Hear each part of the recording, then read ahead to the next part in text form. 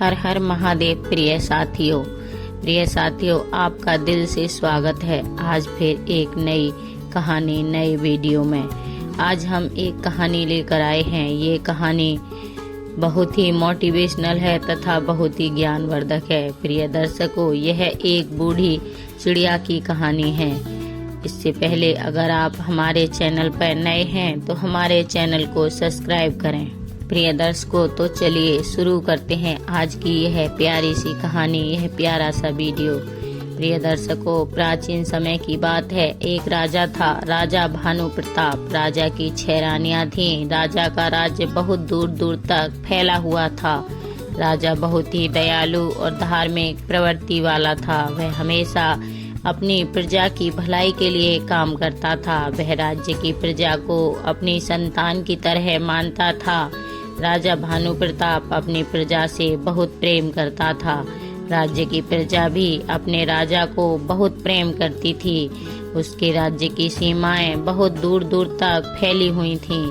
भानु प्रताप के राज्य में प्रजा को किसी प्रकार का कोई भी दुख नहीं था। प्रजा हमेशा खुश रहती थी। पर एक दुख राजा को था। राजा के कोई संतान नहीं थी। इसीलिए राजा को हमेशा यही चिंता लगी रहती थी। संतान प्राप्ति के लिए राजा एक एक करके 6 शादियां कर चुका था, परंतु अभी तक किसी भी रानी से उन्हें संतान की प्राप्ति नहीं हुई थी।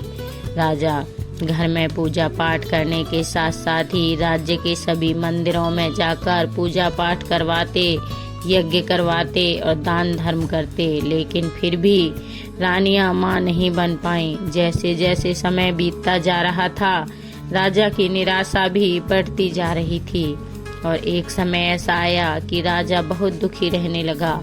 राजा के दुख से राज्य की प्रजा भी दुखी थी। प्रजा को भी अपने राजा के समान ही प्रजा पालक उत्तराधिकारी पाने की कामना थी, जो पूरी नहीं हो रही थी। उस राज्य के लोग सदा ईश्वर से अपने राजा के लिए मन से कामना करते और प्रार्थना करते कि राजा के यहाँ कम से कम एक पुत्र तो जरूर पैदा हो जाए, जो उनके राज्य का आने वाला राजा बने। इसीलिए उनकी प्रजा भी देवी देवताओं की आराधना करती थी, देवताओं से मनौतियां मांगती थी। राजा ने बहुत प्रयास किए, कुछ भी नहीं छोड़ा।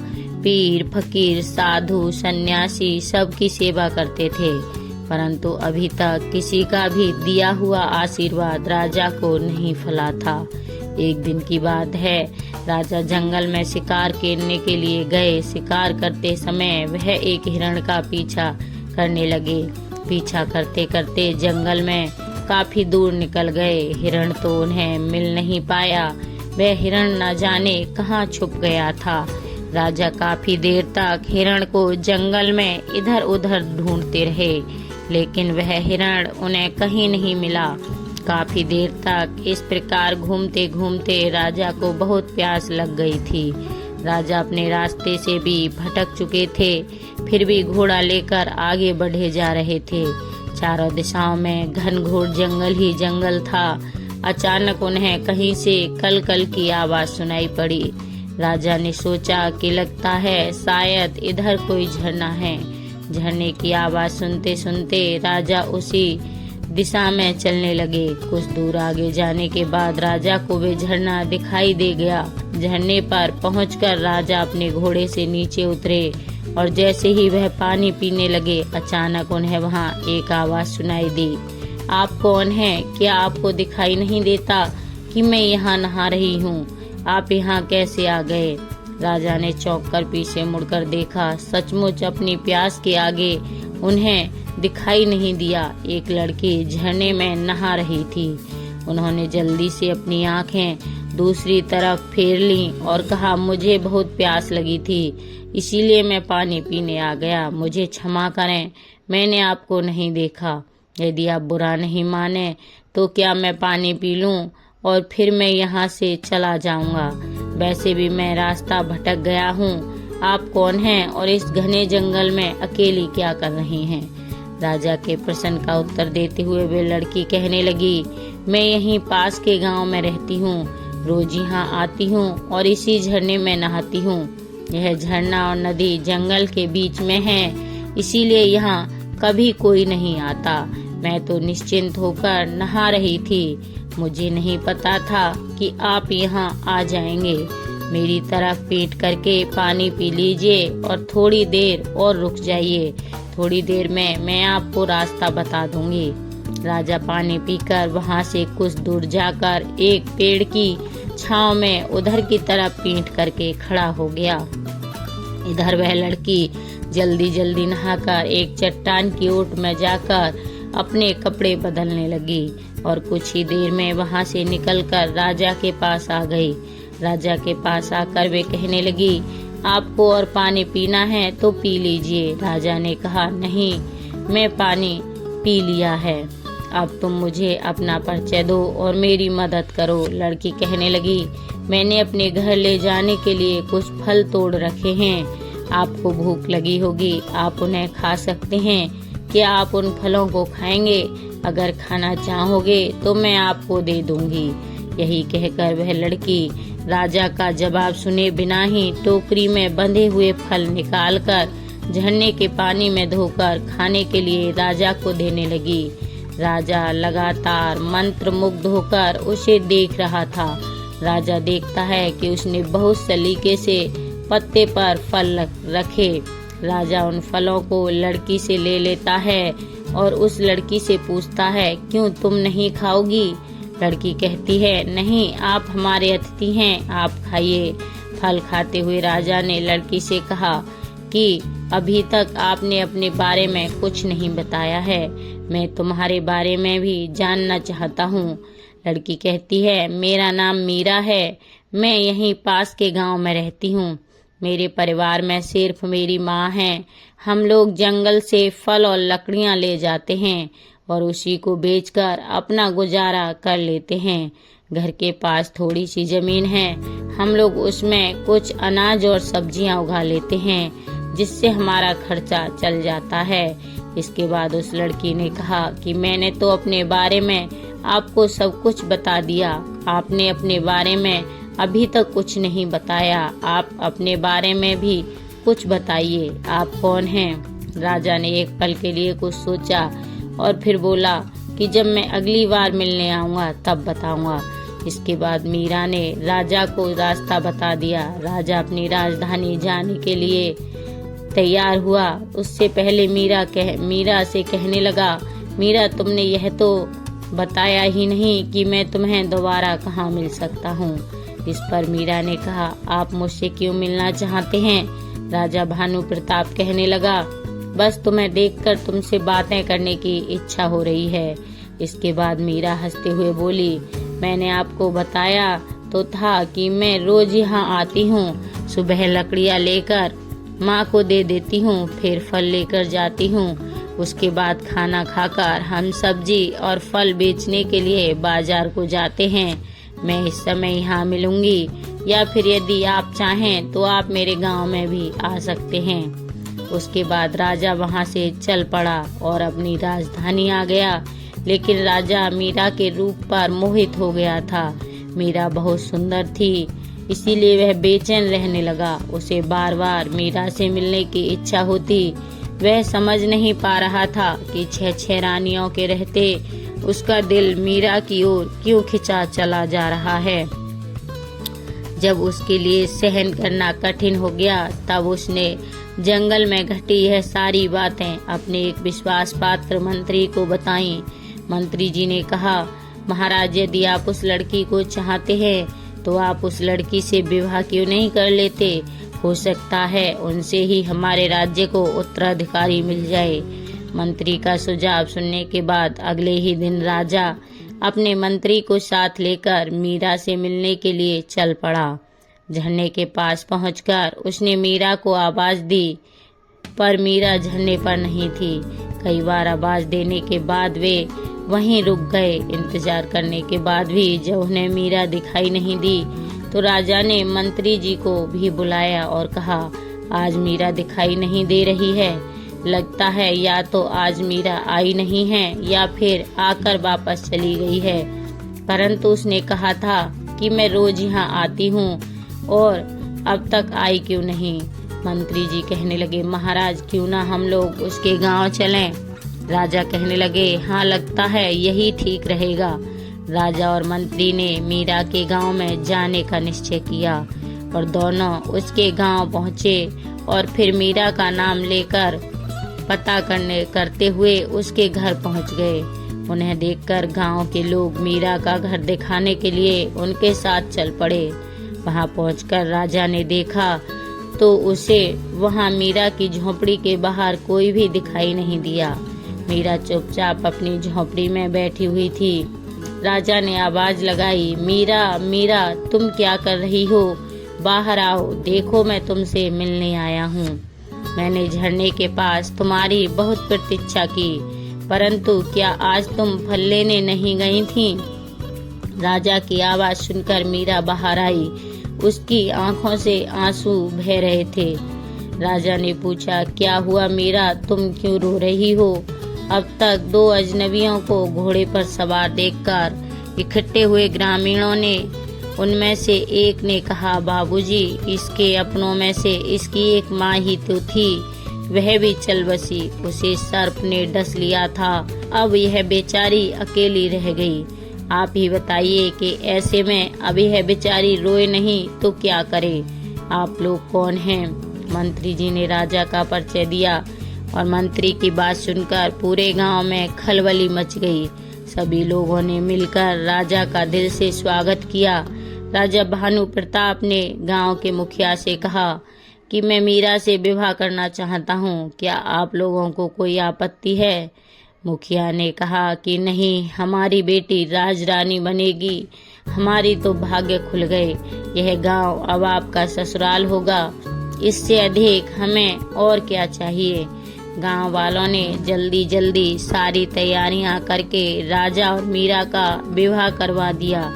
राजा ने मीरा को अब एक नया नाम दिया, राजरानी। राजा और मंत्री जी नई रानी राजरानी को लेकर अपनी राजधानी वापस जाने के लिए तैयार थे। गांव वालों ने रुधे गले और नम आंखों से गांव की बेटी मीरा को विदा किया। राजरानी राजा के साथ अपनी ससुराल राजमहल में आ गई। राजा की नई रानी को देखकर उसकी 6 रानियां ईर्ष्या से जलकर राख हुई जा रही थीं। उन्होंने मन से दुखी होने के बाद भी अपने आप को खुश दिखाते हुए नई रानी राजरानी का स्वागत किया। अब तो राजा का अधिकांश समय राजरानी के साथ ही व्यतीत होता था। राजरानी भोली भाली और मासूम दिल की थी। वह अपनी सौतनों के मन में छुपी हुई उनकी प्रति ईर्ष्या को पहचान नहीं पा रही थी। वह नहीं जानती थी कि उसकी सौतनें उससे कितनी नफरत करती हैं। वह उन्हें अपनी बड़ी बहनों की तरह सम्मान देती थी। राजरानी और राजा के विवाह को भी काफी समय बीत गया, लेकिन फिर भी उन्हें कोई संतान नहीं हुई। एक बार एक सन्यासी उस राज्य से गुजरे, तब वह सन्यासी उस इलाके में बहुत प्रसिद्ध थे। जब मंत्री जी को सन्यासी की बारे में पता लगा तो वह राजा के पास आया और बोला कि महाराज, वह सन्यासी बहुत ही बड़े महात्मा हैं, क्यों ना एक बार उन्हें राज दरबार में बुलाकर उनसे इस परेशानी का हल पूछा जाए। राजा मंत्री की बात से सहमत हो गए और उन्होंने उसे कहा कि सन्यासी महाराज को आदर से महल में बुलाया जाए। जब महात्मा महल में पहुँचे तो राजा ने उनका बहुत आदर सत्कार किया और उन्हें अपनी परेशानी के बारे में बताया। राजा ने अपनी सभी रानियों को भी राज दरबार में ही बुला लिया। महात्मा ने उस समय कुछ भी न कहते हुए महाराज से कुछ दिन के लिए महल में रुकने की आज्ञा मांगी, जिसे राजा ने खुशी खुशी स्वीकार कर लिया और अपने सेवकों को आज्ञा दी कि महात्मा जी का उचित प्रबंध किया जाए। राजा ने अपनी सभी रानियों से भी कहा कि महात्मा जी का पूरा आदर सत्कार होना चाहिए। बड़ी 6 रानियों ने महात्मा के फटे पुराने कपड़े देखे, उन्हें अच्छा नहीं लगा। वह सभी महात्मा के फटे कपड़ों की ओर देखती और किसी न किसी बहाने उनकी सेवा से इनकार कर देती, परंतु छोटी रानी राजरानी महात्मा का पूरा आदर सत्कार करती शायद जंगल में पली बढ़ी होने के कारण उसे इस बात का कोई घमंड नहीं था कि वह इस राज्य की रानी है। उसने मन लगाकर महात्मा जी की खूब सेवा की। कुछ दिनों बाद महात्मा जाने के लिए तैयार हो गए। जाने से पहले उन्होंने सभी को आशीर्वाद दिया। अंत में सबसे छोटी रानी राजरानी को अपने पास बुलाकर बोले, बेटी, तुमने मेरी बहुत सेवा की है, मेरा बहुत अच्छे से ध्यान रखा है। बहुत जल्दी ही तुम्हें संतान की प्राप्ति होगी। इस महल में बच्चों की आवाज सुनाई देगी। यह सुनकर राजा और राजरानी बहुत खुश हो गए। उन्हें इस प्रकार आशीर्वाद देकर महात्मा चले गए और सचमुच कुछ ही दिनों के भीतर छोटी रानी गर्भवती हो गई। कुछ ही दिनों में राजरानी ने राजा को शुभ समाचार दिया कि वह पिता बनने वाले थे। रानी गर्भवती थी।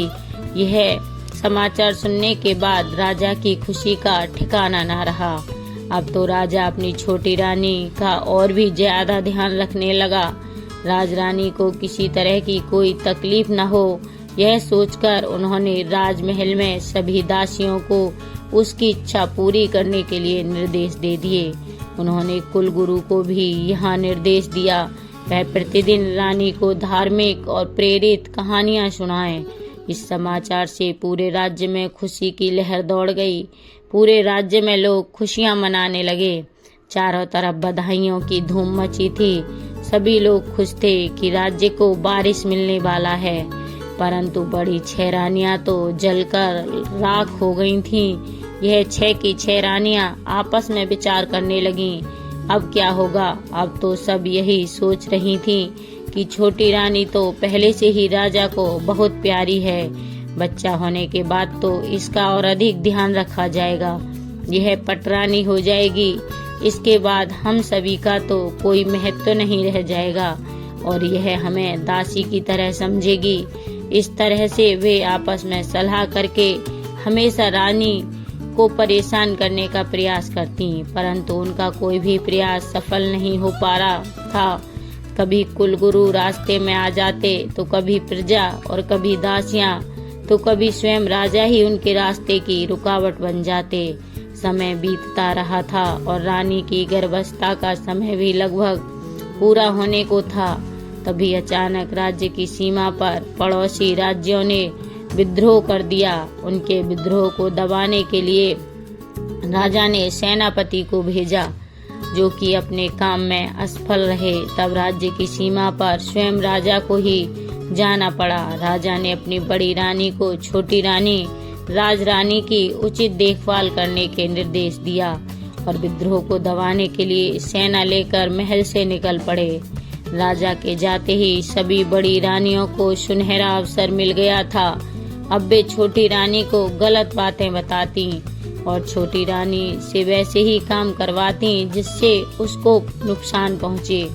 एक बार कुलगुरु आते और पाठ करके चले जाते। कुलगुरु छोटी रानी को धैर्य बंधाते और उनसे मधुर बातें करते हुए बच्चों के लिए आवश्यक सावधानियां बतलाकर चले जाते। रानी राजरानी समझ नहीं पा रही थी कि कुलगुरु और बड़ी रानियों की बातें अलग अलग क्यों हैं। आखिरकार सही कौन है। दोनों की बातें एक दूसरे से बिल्कुल विपरीत हैं। वे सोचती कुलगुरु तो पुरुष हैं और रानियां तो महिलाएं हैं। महिलाओं की बातें पुरुष को कहाँ समझ आती हैं। इसीलिए जो बड़ी रानियां कहती हैं वही सही है। उसे यही लगता कि बड़ी रानियां गलत तो नहीं बोलेंगी, इसीलिए वे आंखें बंद करके बड़ी रानियों की हर बात मानती रही। एक दिन रानी को प्रसव पीड़ा शुरू हो गई। उसने बड़ी रानी से कहा, दीदी मुझे बहुत तकलीफ हो रही है, कुछ उपाय करें, प्रसव कैसे होगा। समय पूरा हो गया था। बड़ी रानी के मन में बहुत ज्यादा ईर्ष्या हो रही थी। वे सोच रही थी कि अभी से इसका इतना ध्यान रखा जाता है, बच्चे पैदा होने के बाद न जाने कितना ज्यादा आदर होगा। यह सोचकर बड़ी रानी झटपटा रही थी, लेकिन छोटी रानी को इस प्रकार मदद मांगते देखकर उसके मन में तरह तरह के षड्यंत्र पैदा होने लगे। उसने बहुत मीठे शब्दों में छोटी रानी से कहा, तुम चिंता मत करो, मैं कुछ करती हूँ, मैं दाई को बुलाती हूँ तब तक तुम ऐसा करो कि देखो वे सामने कोठरी है, तुम उसमें अपना सिर डालकर खड़ी हो जाओ।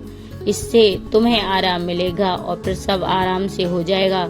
तब तक दाई भी आ जाएगी। राजरानी को ऐसा कहकर बड़ी रानी वहां से चली गई। राजमहल की दाई को बुला भेजा, उसे ढेर सारा धन देकर कुछ समझाकर अपने साथ शामिल कर लिया। इसके बाद दोनों मिलकर इंतजार करने लगी। दूसरी ओर बड़ी रानी के जाने के बाद रानी कोठरी में सिर डालने लगी। कोठरी ऊंची होने के कारण रानी का सिर कोठरी के अंदर नहीं पहुंच रहा। यह देखकर वह सोचने लगी कि अब क्या करे। उसने कभी किसी का प्रसव होते हुए देखा नहीं था, इसलिए कुछ जानती नहीं थी। तभी उसने सामने एक पानी का घड़ा देखा और सोचा कि यहाँ पर यह जो पानी का घड़ा रखा है वह भी तो मिट्टी का ही है। मैं इसी में अपना सिर डाल देती हूँ, क्योंकि बड़ी बहनों ने गलत तो कहा नहीं होगा, जरूर प्रसव का यही तरीका होता होगा। वह घड़े से पानी फेंककर उसी में अपना सिर डालने लगी।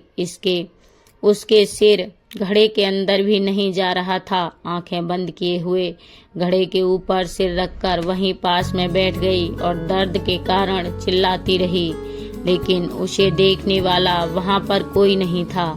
दूसरी तरफ बड़ी रानी और दूसरी रानियों ने अपनी विश्वास पात्र दाई से कहा कि तुम छोटी रानी के कमरे के बाहर जाकर खड़ी हो जाओ और देखती रहो कि वहां कोई दूसरा ना जा पाए। प्रिय साथियों, दाई कमरे के बाहर खड़ी हो गई। छोटी रानी पीड़ा से करहा रही थी। भगवान की कृपा से छोटी रानी ने एक एक करके 7 बच्चों को जन्म दिया। उनमें से 6 लड़के और 1 लड़की का जन्म हुआ। बहुत ज्यादा पीड़ा के कारण रानी बेहोश हो गई और घड़े के पास ही लुढ़क गई। यह देखकर दाई ने बड़ी रानी को बुलाया और सभी बच्चों को उन्हें दिखाया। बड़ी रानी के साथ सभी छोटी रानियां भी वहां आ पहुंची थीं। वे उसे देखकर हैरान थीं कि छोटी रानी ने एक साथ 7 बच्चों को जन्म दिया है और सभी बच्चे बिल्कुल स्वस्थ और तंदुरुस्त हैं। उन्होंने उस दाई से कहा कि तुम जल्दी से जाओ और कुछ पत्थर के टुकड़ों को लेकर आओ। दाई जल्दी से पत्थर के टुकड़ों को लेकर आ गई। उसके बाद रानी ने दाई से कहा कि तुम यहाँ से इन सभी बच्चों को ले जाओ और जंगल में ले जाकर इन्हें मारकर जमीन के नीचे दफन कर देना। हमने तो तुमसे सोने और चांदी के सिक्के देने का जो वादा किया है वह बहुत जल्द ही तुम्हें मिल जाएंगे। तो प्रिय दर्शकों, ऐसा सुनकर दाई बहुत खुश हो गई और वह सभी बच्चों को लेकर वहां से चली गई। उसके जाने के बाद सभी रानियों ने मिलकर वहां से बच्चों के होने के सारे निशान साफ कर दिए। बच्चों के स्थान पर उन्होंने पत्थर के टुकड़ों को वहां रख दिया।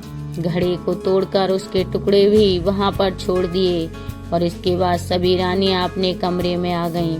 थोड़ी देर बाद ही दाई वापस आई, उनके पास पहुंच गई। बड़ी रानी ने उससे पूछा, क्या हुआ? क्या तुमने उन्हें मारकर जमीन में दबा दिया है? दाई ने कहा कि हाँ, मैंने ऐसा ही किया है। दाई के हाँ करने पर सभी रानियां बहुत खुश हुईं और उन्होंने उसी समय उसे इनाम के रूप में बहुत सारे सोने और चांदी के सिक्के देकर विदा किया। इस प्रकार अपना सारा काम पूरा करने के बाद सभी रानियां छोटी रानी राजरानी के पास आईं और उसके ऊपर पानी के छींटे मारकर छोटी रानी को होश में लाई। होश में आने के बाद रानी बहुत कमजोरी महसूस कर रही थी। उसने बड़ी रानियों से पूछा कि दीदी, मेरे बच्चे कहाँ हैं और मुझे लड़का या लड़की क्या हुआ है?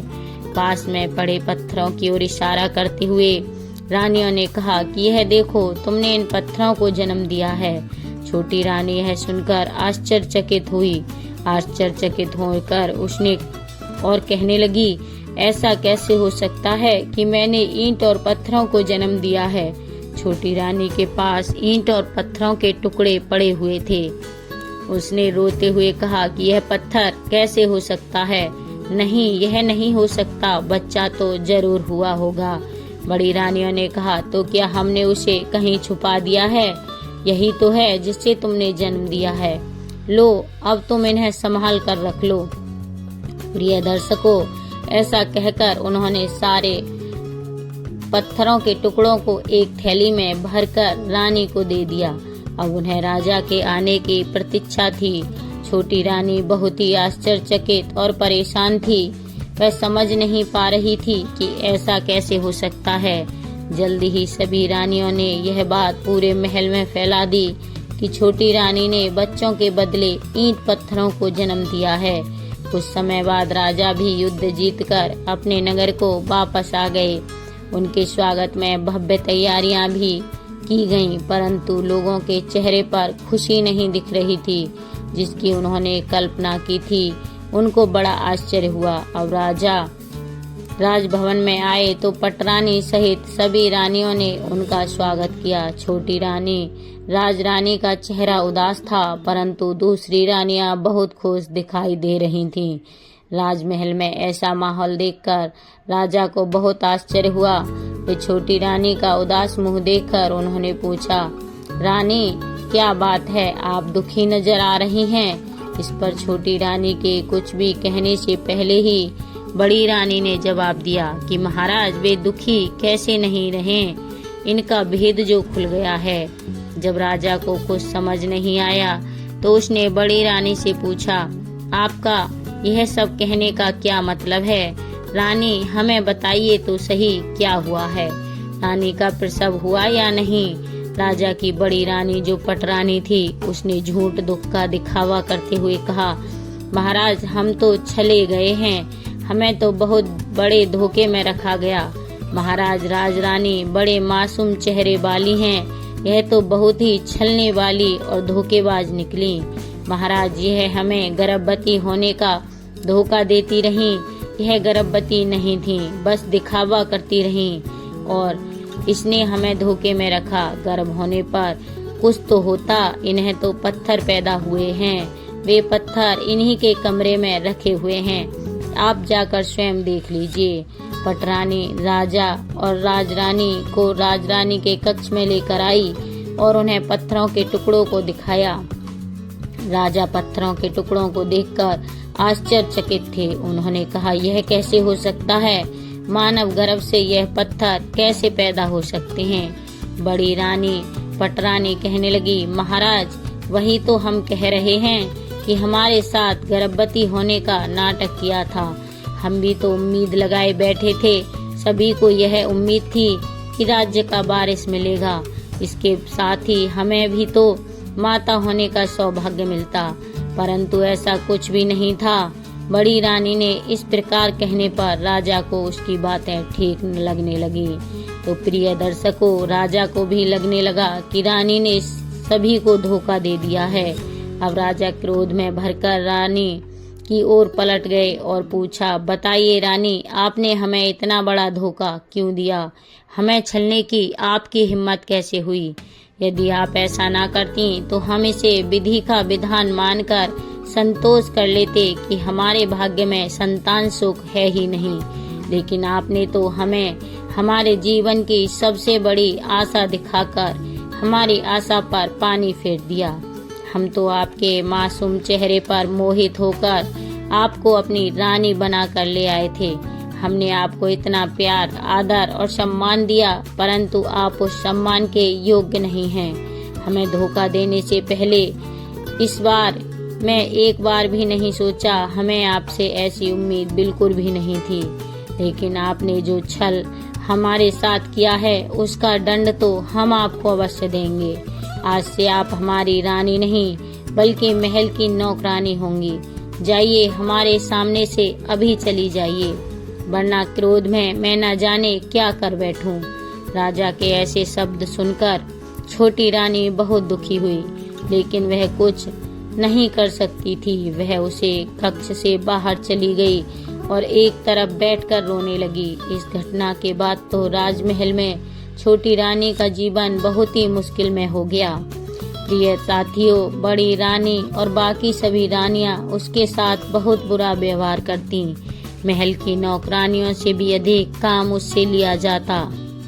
उनको महल की साफ सफाई के काम में लगा दिया गया। रानी बहुत दुखी हो गई और उसके दुख भरे दिन गुजर रहे थे। साथ ही पर वह कुछ कहने के अलावा क्या कर सकती थी। उनके पास कोई ऐसा सबूत नहीं था जिससे वह अपनी गर्भावस्था को प्रमाणित कर पाती। वह जानती थी कि सच में वह गर्भवती थी। उन्हें यह आश्चर्य होता था कि उनके बच्चों का क्या हुआ। कई बार उनके मन में इच्छा होती कि वे राजमहल को छोड़कर अपने गांव चली जाए और अपनी पुरानी दिनचर्या आरंभ करे। अब उसे अपनी पुरानी जिंदगी की भी बहुत याद आती, परंतु यह सोचकर अपना विचार बदल देती कि उसके रानी बनने पर उसके गांव वाले कितने खुश हुए थे। वह सोचती, अब मैं वहां जाकर किस मुंह से अपने दुर्भाग्य की कथा उन्हें कहूँ। समय बीतता रहा। लगभग 6 वर्ष बीत चुके थे और काफी समय के बाद एक दिन जब राजा राज दरबार में बैठे राज्यकार में व्यस्त थे, तभी एक प्रहरी ने आकर उनके पास सूचना दी, महाराज मोहनपुर गांव के प्रधान जी आपसे मिलना चाहते हैं। राजा ने ग्राम प्रधान को बुलाने की आज्ञा दे दी। मोहनपुर गांव के प्रधान ने आकर राजा को झुककर पूरे सम्मान के साथ अभिवादन किया और आदेश की प्रतीक्षा में खड़ा हो गया। राजा ने आकर ग्राम प्रधान जी से कहा, आपकी क्या समस्या है। ग्राम प्रधान कहने लगा, महाराज आपके शासन में किसी को कोई समस्या हो ही नहीं सकती। राज्य में और हमारे गांव में सभी राजी खुशी हैं। आज मैं यहाँ आपके पास एक आश्चर्यजनक और एक चमत्कारी घटना के बारे में बताने के लिए आया हूँ, जिसके बारे में जानकर आप हम सब गांव वालों की तरह आप भी बहुत ही हैरान रह जाएंगे। महाराज मुझे लगा कि आपको इसके बारे में पता होना चाहिए, इसीलिए मैं यहाँ चला आया। राजा कहने लगे, प्रधान जी ऐसी कौन सी चमत्कार पूर्ण घटना हुई है जिसके बारे में आप हमें बताइए। प्रधान कहने लगे, महाराज हमारा गांव जंगल के पास में है। वहाँ बहुत से पेड़ पौधे हैं, लेकिन पिछले कुछ समय से हम वहाँ एक स्थान पर एक चंपा के फूल और कई बांस के पौधों को देख रहे हैं। यह पौधे अपने आप उगाए हैं। इन पौधों को किसी ने भी नहीं लगाया। शुरू में तो हम में से किसी ने भी उन पर विशेष ध्यान नहीं दिया, पर अब हम उनके बारे में सोचने के लिए मजबूर हो चुके हैं। महाराज उन ऊंचे ऊंचे बांस के पौधों के बीच में चंपा का पौधा ऐसा लगता है जैसे बांस के पौधों के द्वारा घेरा डालकर चंपा के पौधे की सुरक्षा की गई हो। उन्हें देखकर ऐसे लगता है जैसे बांस के पौधे खास तौर पर उस चंपा के पौधे की सुरक्षा के लिए ही लगाए हों। परंतु महाराज यह भी सत्य है कि उन पौधों को हमारे गांव के किसी भी व्यक्ति ने नहीं लगाया है। यह सभी पौधे एक साथ अपने आप ही उगाए हैं। महाराज इससे भी बड़ी आश्चर्य की बात यह है कि यह चंपा का पौधा शुरू से लगा हुआ है, परंतु किसी के भी उसके फूल तोड़ने से इसका फूल टूटता नहीं है। चंपा के पौधे के जो फूल नीचे गिरते हैं हम उन्हें उठा लेते हैं। वह फूल बहुत ही सुगंधित हैं, परंतु महाराज यदि कोई भी व्यक्ति फूल तोड़ने के लिए अपने हाथ आगे बढ़ाता है तो चंपा के सारे फूल आकाश की तरफ काफी ऊंचे हो जाते हैं। महाराज इतना ही नहीं, उनमें से मनुष्य की आवाजें भी आती हैं। चंपा और बांस के सभी पौधे आपस में मनुष्यों की तरह बातें करते हैं। ग्राम प्रधान की यह सभी बातें सुनकर राजा आश्चर्यचकित हो गए। राजा के साथ साथ सभी दरबारी भी हैरान थे। राजा ने कहा, ऐसा कैसे हो सकता है? पौधे मनुष्य की आवाज में कैसे बात कर सकते हैं? ठीक है ग्राम प्रधान जी, आप हमें यह बताइए कि पौधे बातें करते हुए क्या कहते हैं। ग्राम प्रधान कहने लगा, महाराज जब कोई भी व्यक्ति फूल तोड़ने के लिए चंपा के पौधे की ओर हाथ बढ़ाता है तो चंपा के पौधे से आवाज आती है कि बांस भैया, यह इस गांव के ग्रामीण फूल तोड़ने आए हैं, इन्हें फूल देना है या मैं लगूं आकाश से। इसके बाद उन बांस के पौधों से आवाज आती है, ना बहना, फूल मत देना, लग जा आकाश से। इसके बाद चंपा की डालियां इतनी ऊंची हो जाती हैं कि कोई भी इंसान उन तक नहीं पहुंच पाता। लंबे डंडे से भी चंपा के फूल तक पहुंचना संभव नहीं होता। परंतु प्रतिदिन सुबह के समय चंपा के फूल जमीन में बिखरे मिलते हैं, जो कि बहुत ही सुगंधित होते हैं। महाराज, आश्चर्य की बात तो यही है कि सभी ग्रामीणों ने फूल तोड़ने की बहुत कोशिश की, परंतु आज तक एक भी फूल अपने हाथों से तोड़ नहीं पाए। यहाँ तक कि कितने राहगीरों ने भी और आसपास के कई गांव के ग्रामीणों ने भी बहुत प्रयास किया, परंतु कोई भी व्यक्ति एक भी फूल नहीं तोड़ पाया। सभी असफल रहे। महाराज, अब तो सभी लोगों ने उस चंपा के पौधे को आकाश चंपा के पौधे के नाम से बुलाना शुरू कर दिया है। प्रिय दर्शकों, राजा ने ग्राम प्रधान की यह सभी बातें सुनने के बाद हैरान होकर मंत्री को आदेश दिया, मंत्री जी, आप खुद जाकर देखिए वह किस प्रकार के पौधे हैं और इसके बारे में हमें पूरी जानकारी दीजिए। मंत्री जी ने कहा, जी महाराज, मैं जाकर देखता हूँ। मंत्री जी उसी समय ग्राम प्रधान को लेकर दरबार से बाहर निकल गए। राजा और सारे दरबारी आश्चर्य में पड़े यह सब सुने और देख रहे थे। वह समझ नहीं पा रहे थे आखिर सच्चाई क्या है। वहां से जाने के बाद राजा भी यह सोचकर अपने राज्यकार्य में व्यस्त हो गए कि मंत्री जी गए हैं, वे सब कुछ पता लगाकर आ जाएंगे। राजमहल से निकलकर जब मंत्री जी ग्राम प्रधान जी के साथ उन पौधे के पास पहुँचे तो सभी ग्रामीण भी वहां पर इकट्ठा हो गए। सुबह का समय था। मंत्री जी पौधे के पास पहुंच चुके थे। वहां पहुंचते ही चंपा के फूलों की गंध उनके नाक के नथुनों में प्रवेश कर गई।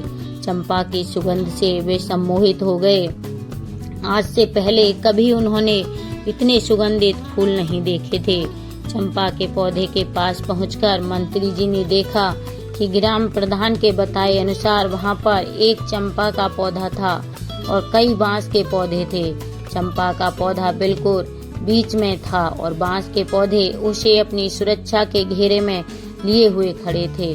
चंपा की डालियां सामान्य ऊंचाई पर थीं, जिसे मंत्री जी आराम से अपने हाथ से पकड़कर छू सकते थे और फूल भी तोड़ सकते थे। चंपा के फूल मंत्री जी के हाथों की पहुंच की सीमा में ही थे। पौधों के चारों ओर जमीन पर फूल बिखरे पड़े थे। मंत्री जी चंपा के फूल की सुगंध से सम्मोहित होकर चंपा के पौधे की ओर बढ़े और फूल तोड़ने के लिए जैसे ही उन्होंने अपना हाथ आगे बढ़ाया, तभी वहां पर मौजूद सभी लोगों को चंपा के पौधे से निकलती हुई मनुष्य की आवाज सुनाई दी, जिसे सुनकर मंत्री जी के आगे बढ़े हाथ जहां के तहां रुक गए। वे आश्चर्यचकित हो उठे। वे देख रहे थे कि यह आवाज चंपा के पौधे से आई थी। चंपा के फूल के पौधे से आवाज आई थी कि हे बांस भैया। हाँ बहन, चंपा यह आवाज किनारे की ओर से बांस में से आई। उसके बाद चंपा के पौधे से आवाज आई, हमारे मंत्री जी फूल तोड़ने आए हैं, क्या मैं इन्हें फूल दूं या फिर लग जाऊं आकाश से। सभी बांस के पौधों में से एक साथ आवाज आई जो बिल्कुल साफ सुनाई दे रही थी। ऐसा लग रहा था जैसे 5-6 लोग एक साथ बोल रहे हों। इन आवाजों को सुनकर मंत्री जी आश्चर्यचकित हो गए। उनका सिर चकराने लगा। ऐसा लग रहा था जैसे उनके हाथों के साथ साथ उनका दिमाग भी सुन्न हो गया हो। और जब वे इन आवाजों को सुन रहे थे तो जो कह रहे थे, ना बहना चंपा, लग जा आकाश से, यही वही मंत्री जी हैं जिन पर हमारी माँ की जिम्मेदारी थी, लेकिन इन्होंने अपनी जिम्मेदारी पूरी नहीं की, इसीलिए इनके सामने झुकना नहीं, एक भी फूल का स्पर्श इन्हें नहीं करने देना। इसीलिए बहन चंपा, लग जा आकाश। और आश्चर्य, चंपा की सभी डालियां इतनी ऊंची हो गईं कि अब मंत्री जी किसी भी तरह से उसके एक भी फूल को नहीं छू सकते थे।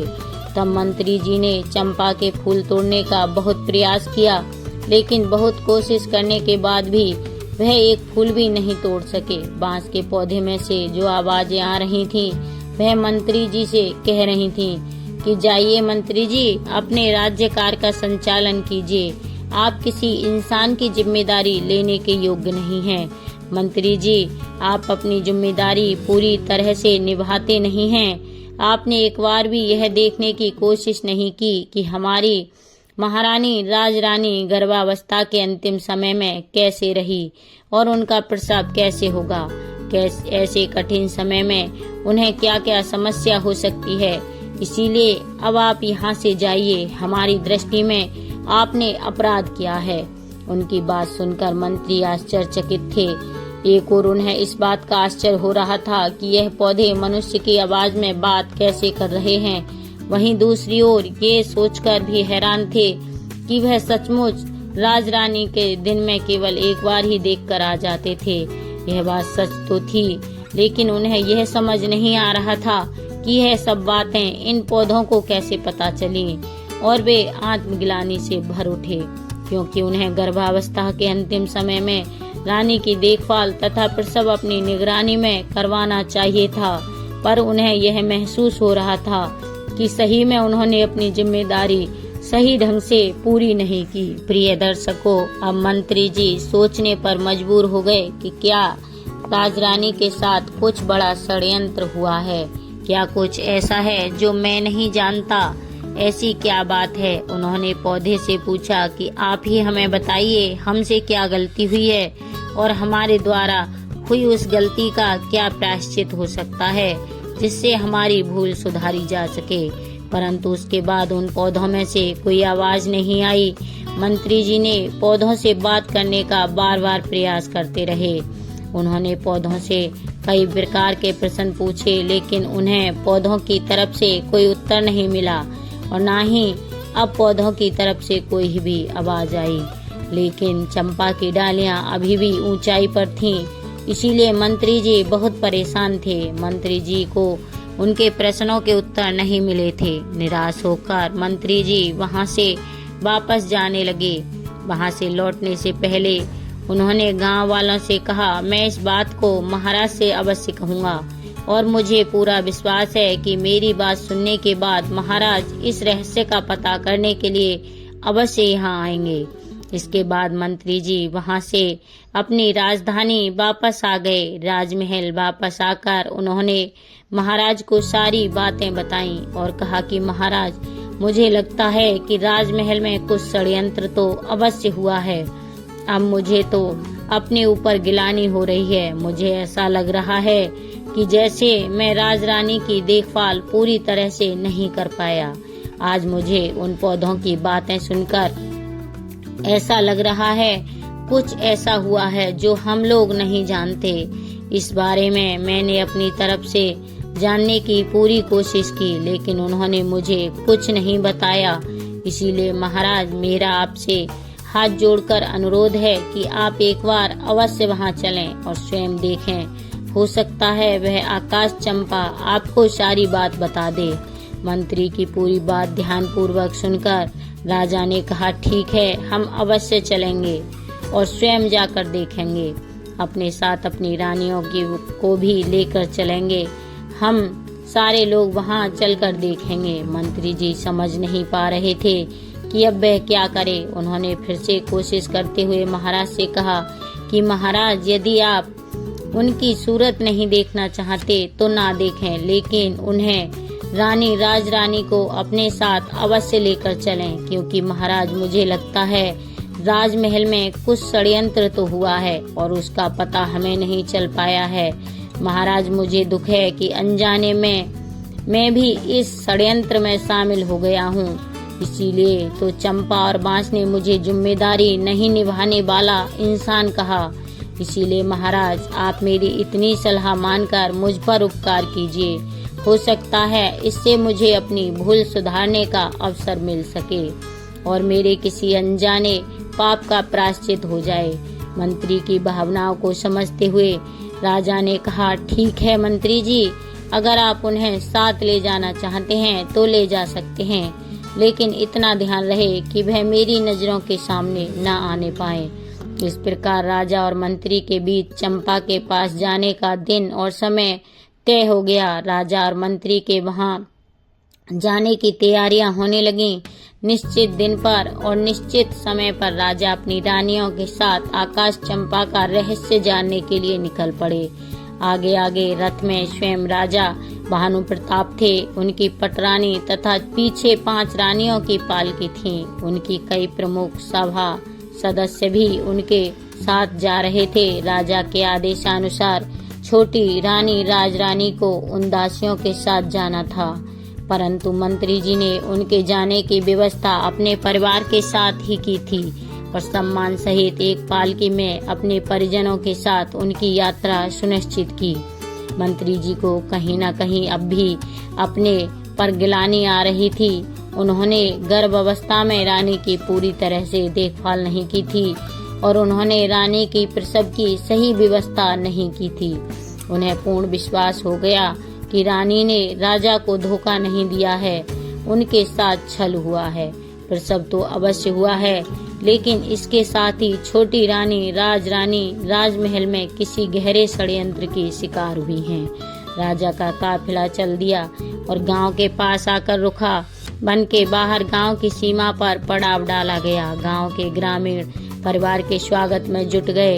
अगले दिन प्रातःकाल यह काफिला आकाश चंपा के पास पहुंचा और सभी लोग उनके चारों ओर घेरा डालकर बैठ गए। आज भी आकाश चंपा के फूल जमीन पर बिखरे हुए थे और उनमें से निकल रही मनमोहक सुगंध हवा पूरे वातावरण को सुगंधित कर रही थी। चंपा की सुगंध से वहां उपस्थित सारे लोग उल्लासित थे। अब राजा भी आकर चंपा के रहस्य को जानने के लिए बेताब थे। सभी रानियां राजा के पास बैठी थीं, परंतु सिर्फ छोटी रानी राजरानी उनके पास न बैठकर मंत्री जी की पत्नी के साथ बैठी थीं। तभी पटरानी ने महाराज से कहा, महाराज यदि आपकी आज्ञा हो तो मैं कुछ फूल ले लूं। राजा ने कहा, हाँ रानी साहिबा, क्यों नहीं, आप अवश्य फूल तोड़िए। तभी दूसरी रानी ने कहा, महाराज मेरी भी फूल तोड़ने की बहुत इच्छा हो रही है। इनकी सुगंध इतनी अच्छी है कि मैं अपने आप को रोक नहीं पा रही हूँ। आदेश दें तो मैं भी कुछ फूल ले लूं। तभी तीसरी रानी ने भी अनुरोध करने लगी। राजा देख रहे थे कि सभी रानियां फूल चुनने के लिए बहुत उत्साहित हैं, इसीलिए उन्होंने सभी को आज्ञा दी। लेकिन राजा ने पहले 6 नंबर की रानी को फूल लेने के निर्देश दिया। उन्होंने पटरानी से कहा कि छोटी रानी आप सबसे छोटी हैं, इसीलिए सबसे पहले उन्हें फूल चुनने का अवसर दीजिए। महाराज की बात मानते हुए बड़ी रानी ने कहा कि 6 नंबर की रानी पहले तुम फूल ले लो। रानी फूलों के पास गई और उसने चंपा के फूलों को तोड़ने के लिए अपना हाथ आगे बढ़ाया। तभी चंपा के फूल से आवाज आई, रानी आप रुकिए, आप हमारी आज्ञा के बिना इस तरह हमारे फूल नहीं तोड़ सकती। आवाज को सुनते ही रानी के हाथ जहाँ थे वहीं रुक गए। आसपास बैठे सभी लोग भी इस आवाज को सुनकर दंग रह गए। तभी चंपा के पौधे से आवाज आई। चंपा के पौधे ने बांस के पौधे से पूछा कि बांस भैया, हमारी सौतेली छोटी माँ हमारे फूल तोड़ने आई है, मैं उन्हें फूल तोड़ने दूं या फिर लगूं आकाश से। बांस के पौधे में से आवाज आई, बहन चंपा लग जा आकाश से, यह योग्य नहीं है। क्या तुम्हें याद नहीं कि इन्होंने हमारी माँ के साथ कैसा अत्याचार किया है? इसीलिए बहन इनके बारे में मत सोच और लग जा आकाश से। इसके साथ ही चंपा की डालियां ऊपर उठने लगीं और आकाश को छूने लगीं। निराश होकर महारानी वापस आकर अपने स्थान पर बैठ गई। इसी प्रकार से 5वीं, 4थी और तीसरी दूसरी रानी भी हार मानकर अपने स्थान पर बैठ गईं। इसके बाद आई सबसे बड़ी रानी। उन्होंने अपने हाथ पौधे की ओर बढ़ाए, परंतु पहले ही कहा, सभी सुनो, मैं इस राज्य की महारानी और राजा की पटरानी हूँ। इस राज्य में जो कुछ भी है उन सब का उपयोग सबसे पहले मैं करती हूँ, या वे मेरी अनुमति से किसी और को प्राप्त होता है। इसीलिए चंपा अपनी डाली को नीचे झुका और मुझे फूल देने के लिए। इस बार चंपा की डालियों से आवाज आई, भैया बांस हमारी सौतेली माँ हमें फूल देने के लिए चेतावनी के साथ धमका रही है, हमें अपना आदेश मानवाना चाहती है। तुम क्या कहते हो, हमें इनका आदेश मानना चाहिए या नहीं? ना बहना, इन्हें आदेश देने का इनके पास कोई अधिकार नहीं है। पटरानी है राजा की और अपने राज्य की, और हम इनके राज्य की प्रजा नहीं हैं, और हम कोई वस्तु भी नहीं है जो इनके उपयोग में आना आवश्यक हो। क्या तुम्हें याद नहीं है इनके आदेश से तो सारा काम हुआ है। इन्होंने ही तो हमारी माँ को सबसे ज्यादा दुख दिया है और इन्होंने ही तो हमें वन में भेजकर हमारी मृत्यु का रास्ता तैयार किया था। यह तो महारानी बनने के लायक भी नहीं है। रानी और महारानी राज्य की जनता की माँ होती हैं, इसीलिए पूरी प्रजा भी उनकी संतान बनकर उनके आदेशों का पालन करती है। परंतु इन्होंने तो माता होने का अपना कर्तव्य ही नहीं निभाया। यह तो हमारी संहारक हैं, हमें मारने वाली हैं। इन रानियों के हाथों में तो तुम अपने सुगंधित फूलों को कैसे दे सकती हो? इसीलिए बहन, तुम झुकना मत, तुम आकाश में ही रहो। तुम्हें इनका स्पर्श भी नहीं होने देना चाहिए। सभी के सामने यह सभी बातें सुनकर बड़ी रानी का सिर लज्जा से झुक गया। राज्य के सभी सभासदों, राज्य की जनता और ग्रामीण के समक्ष उनका इतना अपमान हुआ जो उन्हें बिल्कुल भी अच्छा नहीं लगा। परंतु इस पौधे को कोई दंड भी तो नहीं दे सकती थी। उसकी इच्छा तो यह हो रही थी कि बांस और चंपा के पौधों के टुकड़े टुकड़े करवा दे, लेकिन वह मजबूर थी, इसीलिए चुपचाप आकर अपने स्थान पर बैठ गई। अब चंपा की डालियां वापस पहले की तरह पहले वाली अवस्था में सामान्य ऊंचाई पर आ गई थीं। अब राजा खुद उठे और फूल तोड़ने के लिए आगे बढ़े। जब उन्होंने चंपा के पौधे के पास जाकर फूल तोड़ने के लिए अपने हाथ आगे बढ़ाए, तभी चंपा के पौधे से आवाज आई, ना ना महाराज, आप यह भूल मत करना। आपको फूल तोड़ने के से रोकने के लिए मैं अपने भैया से अनुमति नहीं लूंगी। यदि भैया अनुमति दे भी दें तो भी मैं आपके हाथ में नहीं आऊंगी। इसीलिए आप अपने हाथ पीछे ही रखिए, फूल तोड़ने का विचार त्याग दीजिए। राजा आश्चर्यचकित होकर सोचने लगे, आखिर ऐसा क्या है कि उनको रोकने के लिए चंपा अपने भाइयों से भी अनुमति नहीं लेगी और बिना अनुमति के ही उन्हें रोक देगी। उन्होंने पूछा, मैं इस देश का राजा हूँ, तुम मुझे यह बताओ कि जब मैंने कभी भी किसी के साथ अन्याय नहीं किया, मैं अपनी प्रजा को अपनी संतान मानता हूँ और संतान की तरह उनकी देखभाल भी करता हूँ। मैंने कभी किसी पशु पक्षी को भी तकलीफ देने की नहीं सोची, परंतु तुम ऐसे क्यों कह रही हो? इस बार चंपा के पौधे से आवाज आई कि आप अपनी पूरी प्रजा को संतान मानते हैं, परंतु आप उसी पर विश्वास करते हैं जो दूसरे आपसे कहते हैं। आप कभी भी सच्चाई जानने की कोशिश नहीं करते। आपने प्रजा को संतान माना है, लेकिन आपकी अपनी संतान की कोई खोज खबर करने की कभी भी कोई कोशिश नहीं की। आपने कभी यह जानने की कोशिश नहीं की कि आपकी अपनी संतान कहाँ है, आपकी अपनी संतान कैसी है। आप ही बताइए, क्या कभी आपने यह सब जानने का प्रयास किया? आप अपने राज्य की सुरक्षा करने की बात करते हैं, लेकिन आप तो अपनी गर्भवती पत्नी की सुरक्षा नहीं कर पाए। आपने एक सच्ची नारी का विश्वास नहीं किया और उन्हें धोखेबाज कहकर नौकरानी बना दिया। इस प्रकार हमारी मृत्यु के षड्यंत्र में आप भी शामिल हो गए। महाराज, जब आप अपनी पत्नी को ही सुरक्षा नहीं दे पाए तो किसी और को क्या सुरक्षा दे पाएंगे? राजा ने पूछा, तो क्या अब आपके फूलों को कोई नहीं तोड़ पाएगा? चंपा के पौधे ने कहा, यह जानने का अधिकार आपको नहीं है, इसीलिए आप वापस जाएं और अपने राज्य का संचालन करें, युद्ध लड़ें। आपकी प्रजा आपकी संतान अवश्य है, लेकिन उस प्रजा की उस संतान की देखभाल करने के कारण आप अपनी संतान की अपने होने वाले बच्चों की रक्षा नहीं कर पाए। इसीलिए आप यहाँ से जाइए। राजा के पास कहने के लिए अब कोई शब्द नहीं थे, इसीलिए वे अपने स्थान पर आकर चुपचाप बैठ गए। अब मंत्री जी ने राजा से कहा, महाराज, अब यदि आप आदेश दें तो हम छोटी रानी राजरानी को एक बार फूल तोड़ने के लिए पौधे के पास भेज दें। राजा कुछ उत्तर देते उससे पहले ही पटरानी बोल उठी। पटरानी ने कहा, मंत्री जी, जो फूल महाराज के हाथों से भी नहीं टूटे, वे इस धोखेबाज के हाथों कैसे टूटेंगे? मंत्री जी ने प्रश्नवाचक दृष्टि से महाराज की ओर देखा। चंपा के पौधे से अब तक की हुई इतनी बातों से राजा के मन में भी शंका पैदा होने लगी थी। उनके मन में भी कहीं न कहीं यह विचार आने लगा था कि कहीं राजरानी के साथ सच में कोई षड्यंत्र तो नहीं हुआ था। उन्होंने अपनी शंका दूर करने का निर्णय लिया और फिर उन्होंने इसके लिए मंत्री जी को अनुमति दे दी। राजा ने मंत्री को अनुमति देते हुए कहा कि ठीक है मंत्री जी, आप रानी राजरानी को चंपा के पौधे के पास ले जाइए। अब मंत्री जी रानी राजरानी को फूल तोड़ने के लिए कहते हैं।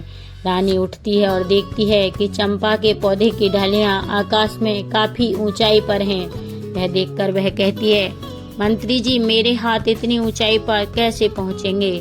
मंत्री जी ने कहा, आप एक बार वहां पर जाकर तो देखिए, आपसे पहले इतने लोगों ने कोशिश की है, इतने लोग फूलों को नहीं तोड़ पाए। अभी अभी आपने देखा कि महाराज भी फूल नहीं तोड़ पाए, इसीलिए आप घबराइए मत। यदि आपसे भी नहीं टूटेगा तो क्या हुआ, छोड़ दीजिएगा, लेकिन आप चलिए तो सही। जब मंत्री जी ने रानी को इस प्रकार समझाया तो रानी हिम्मत करके चलती हुई चंपा के पौधे के पास आई और उसने अपने हाथ आगे बढ़ाकर अपने पास से जाते हुए चंपा के पौधे के तने को छुआ और उसे बहुत प्यार से सहलाया। रानी को लगा जैसे उस स्पर्श से उन्हें सुख मिल रहा है, असीम आनंद आ रहा है। वे पौधे को सहलाती रही। पौधे से आवाज आई, भैया बांस। उसकी आवाज रोंदती हुई थी।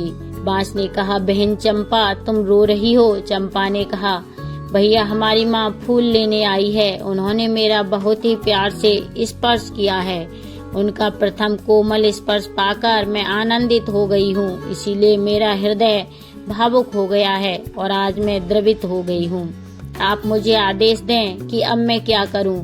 मेरी तो इच्छा हो रही है मैं अपनी माँ के चरणों में अपने सारे फूल समर्पित कर दूं। इस पर सभी बांस के पौधों में एक साथ आवाज आई, हाँ बहन चंपा बिल्कुल सही है, तुम्हारा दिल जो कह रहा है वही करो। माँ के चरणों में स्वर्ग है, माँ के चरणों का स्पर्श कर लो।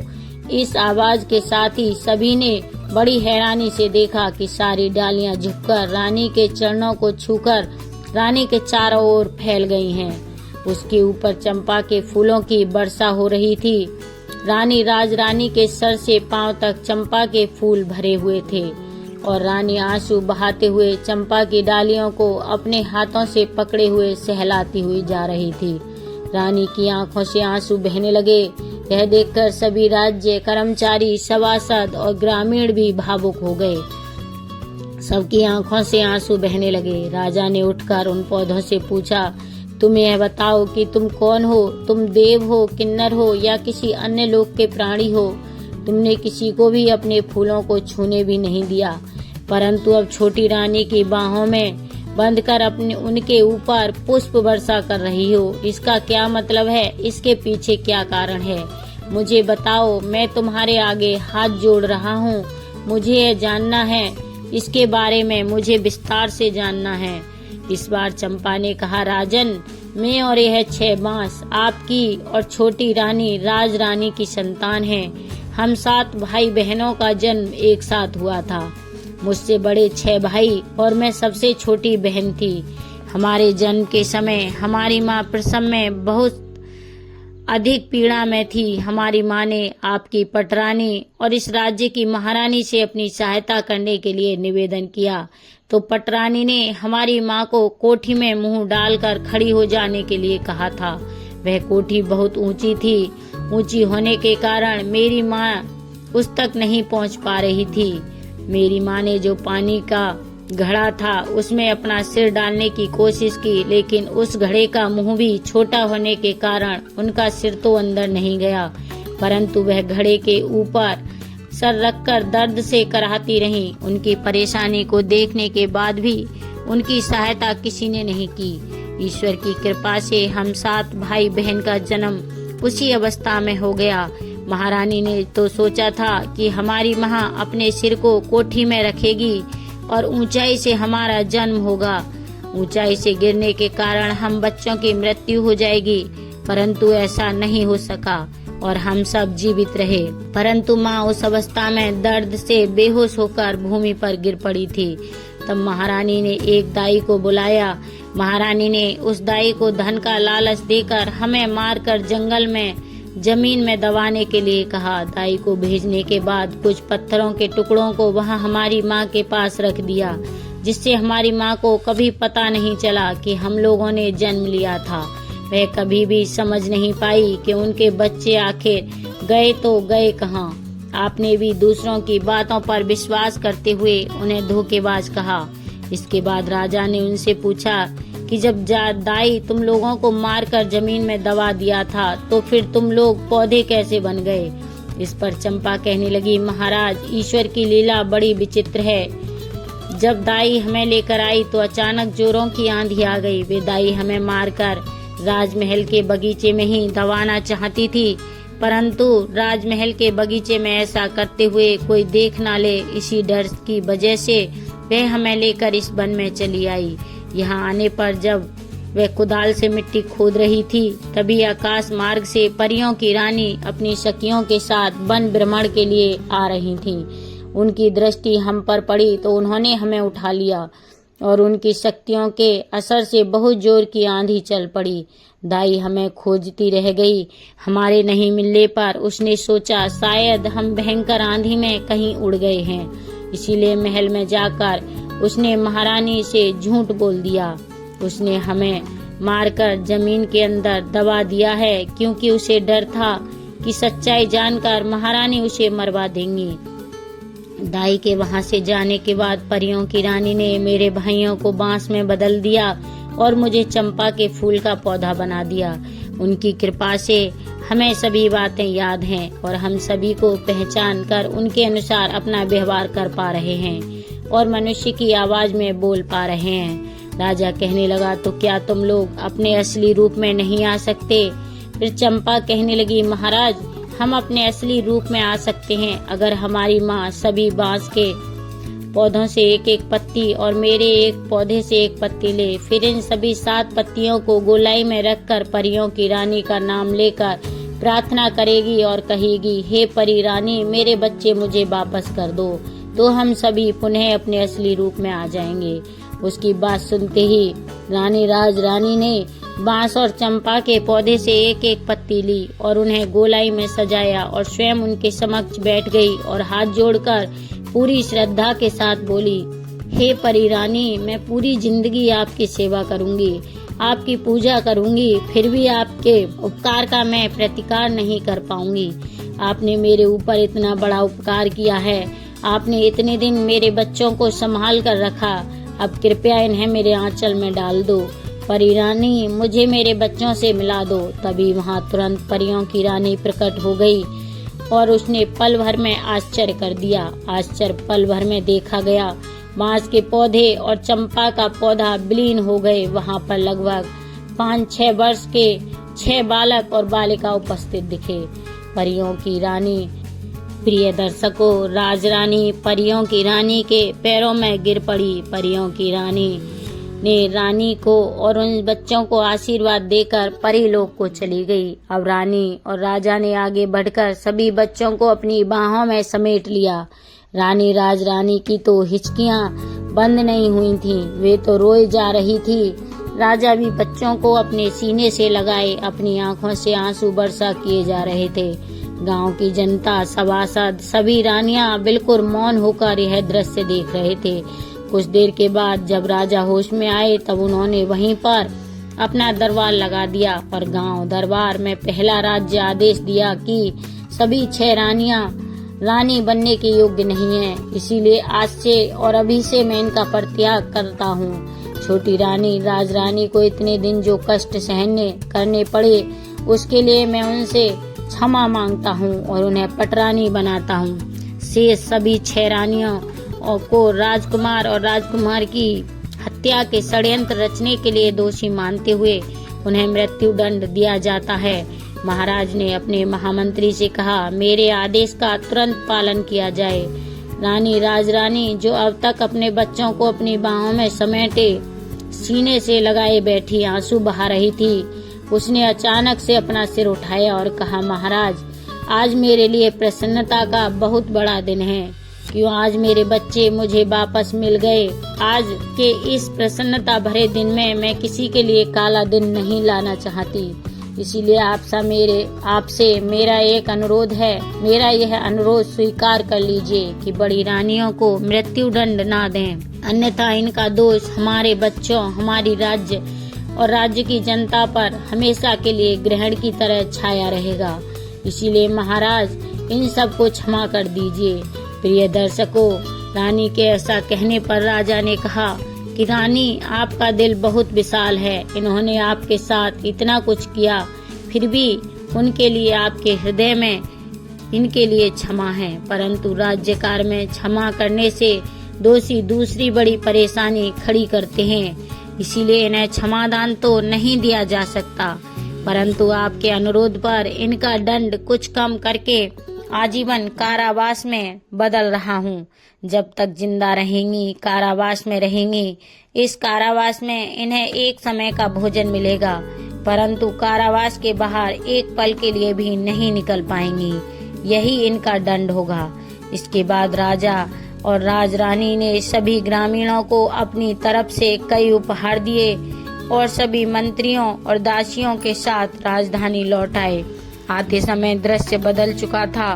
प्रिय दर्शकों, राजा के साथ राजरानी थी, उसके साथ ही बच्चे घोड़े पर सवार थे और 6 रानियां बंदी की अवस्था में सैनिकों के बीच चलती हुई पैदल महल की ओर जा रही थीं। रात में पहुंचने पर उन 6 रानियों को कारावास में डाल दिया गया। राजा रानी राजरानी के साथ सुख पूर्वक 7 बच्चों और राज्य की जनता का पालन करते हुए अपना जीवन बिताने लगे। तो प्रिय दर्शकों, राजरानी के दिन फिर गए थे। भगवान की कृपा से सभी लोगों के जीवन में भी खुशियां आ गईं। भगवान हमेशा अच्छों के साथ हमेशा अच्छा करते हैं। बुरे काम का परिणाम बुरा ही होता है। तो प्रिय दर्शकों, यह कहानी यहीं पर समाप्त होती है। आशा करते हैं आपको हमारी यह कहानी अच्छी लगी होगी और पसंद आई होगी। अगर आपको हमारी यह कहानी अच्छी लगी है तो हमें कमेंट करके अवश्य बताएं कि यह कहानी आपको कैसी लगी, और हमारे चैनल को भी सब्सक्राइब करें। वीडियो को अंत तक देखने के लिए आप सभी का बहुत बहुत दिल से धन्यवाद। हर हर महादेव।